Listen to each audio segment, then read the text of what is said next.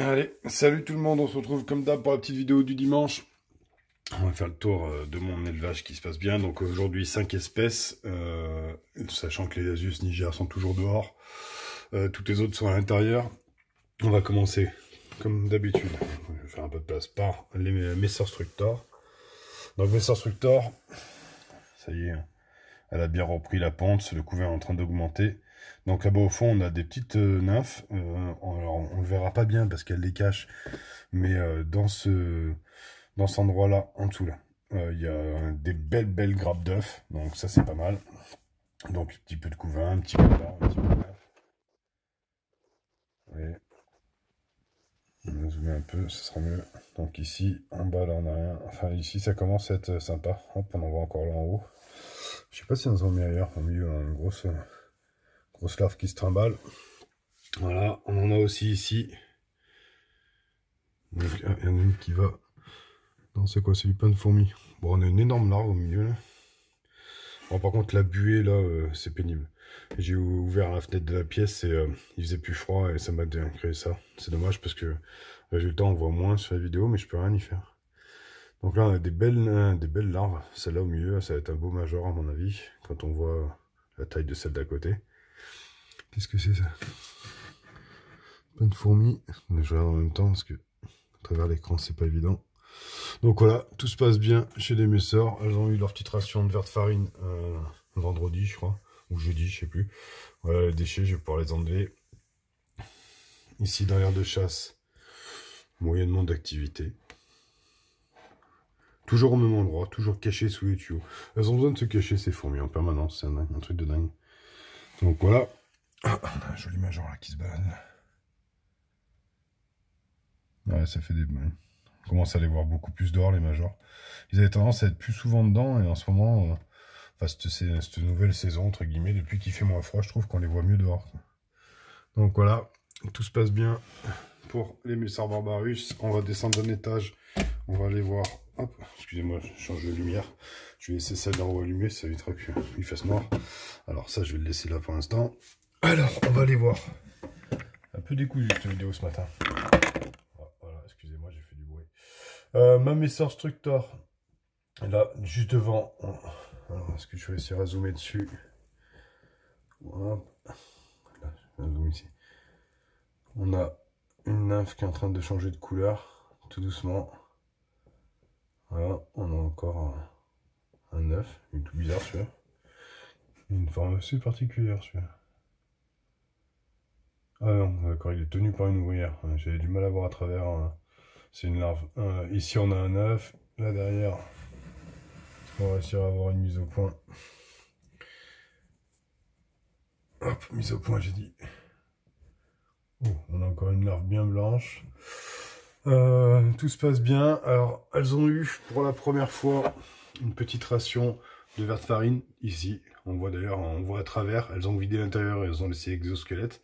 C'était la première fois que je leur donnais des insectes. Enfin non, c'est la deuxième fois. La première fois, elles n'avaient pas du tout touché. Là, elles ont été beaucoup plus intéressées. Elles l'ont rentré dans le nid et c'est carrément la reine qui est venue manger sur les insectes. Donc, du coup, c'était pas mal. Voilà, on va aller faire un petit tour chez les deux espèces de campo.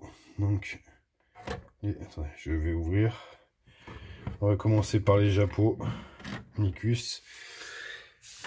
On va dézoomer. Japonicus, alors bien sûr, elles ont caché tous leurs œufs dessous. Alors le tube des Japonicus, il se passe ça au fond.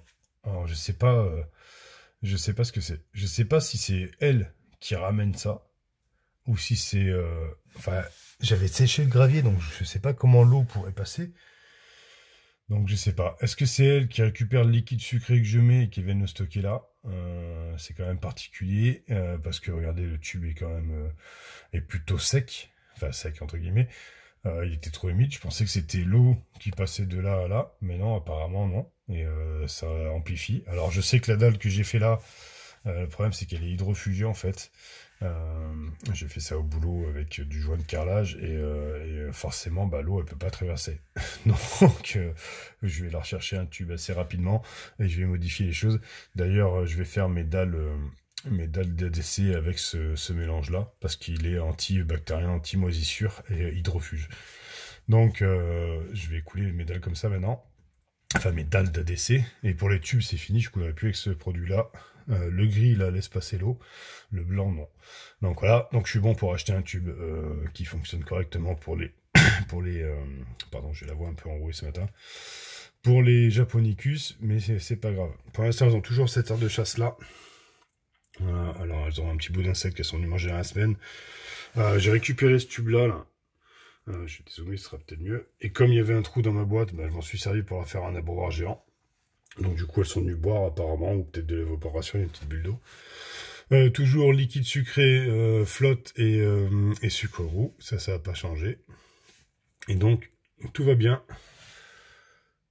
Toujours mes petites 3 ouvrières et un beau couvain couvé comme une poule, d'ailleurs. C'est rare qu'elle me le cache. Enfin voilà, il est dessous. Là. La reine fait la sieste. Donc voilà, allez, on passe juste en dessous, parce que du coup on n'est pas très loin. Chez l'écran de Tatus. Alors l'écran de Tatus, ça va pas mal évoluer. Je les ai chauffés. Ah oui, j'ai monté la température du tapis chauffant, on est maintenant à 28 degrés. Donc voilà, ce qu'on peut voir tout de suite, c'est une nymphe nue. Donc ça c'est radical, c'est mon tube beaucoup trop humide. Donc j'ai arrêté de l'humidifier, je suis en train de le sécher tout doucement. Vous voyez, encore l'humidité dedans. Je vais enlever le maximum d'eau et on va laisser sécher. C'est dommage. C'est quoi ça? Une grosse flaque. Qu'est-ce qu'elles m'ont fait? Ça y était pas ça il y a 2 secondes. Faudrait que je remettrai en arrière sur la vidéo, mais il semble pas l'avoir vu il y a 2 secondes. En tout cas, la reine le mange. C'est particulier ce qui vient de se passer.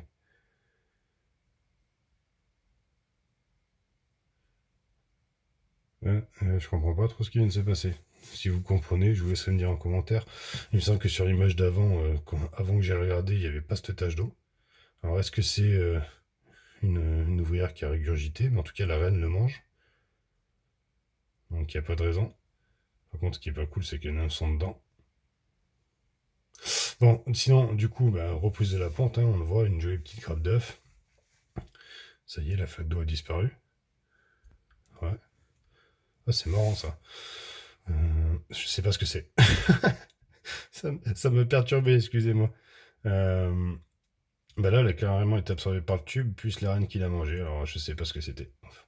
Donc, du coup, trop humide, ça c'est clair. On va réduire l'humidité. J'ai pas envie que ça noie le couvain. Je pense pas que les nymphes sachent nager, pardon. Donc voilà, je vais vite les remettre au noir parce que c'est en train de les perturber. Ça m'a perturbé moi aussi, excusez-moi pour cette fin de vidéo qui est un peu à l'arrache. Ça m'a complètement perturbé. On va passer faire un tour chez mes Manica Rubida avec leur nouvelle aire de chasse. Voilà, elles sont... Alors, pour l'observation, ça va quand même mieux que leur boîte Haribo. Voilà, faut que je mette une lumière, j'ai toujours pas fait. Hein. Alors ça prend énormément la poussière par contre. Alors ça c'est pénible. Voilà, donc j'ai laissé le trou ouvert. J'ai mis de l'anti-évasion tout autour du trou. Et j'en ai mis aussi ici. Tout... Hop, mise au point. Mise au point. Voilà. Tout autour de la boîte. Ah, il ne va pas faire la mise au point, je lui demande. Ah là là. Vous voyez, on voit un peu des gouttes. J'en ai mis très peu, mais c'est pour pas qu'elle se barre. Donc voilà, elles, je les ai recomptées. Je pensais en avoir une 50aine et en fait, elles sont pas loin d'une 100aine. Donc du coup, ça a quand même bien évolué. Donc voilà, on va aller voir le couvain. Alors, vu la disposition du nid, comme je l'ai foutu, c'est un peu le bordel. Enfin, je modifie ça. Voilà, donc on a un joli couvain. Alors je peux pas m'avancer au-dessus parce que du coup le nid est au fond et c'est ce que j'avais pas prévu. Donc il va falloir que je déplace ça. Alors d'ici, j'arrive pas à voir s'il y a de grappes d'œufs. Il faut que je modifie cette installation, ça me convient pas. Donc voilà, 9 minutes 14, ça va pas tarder à couper. Je voulais vous montrer ça. Ça va être les futurs ADC de mes Camponotus. Alors, je vais couler une dalle au fond, ça c'est sûr. Pas comme chez les Manica où j'ai pas coulé de dalle.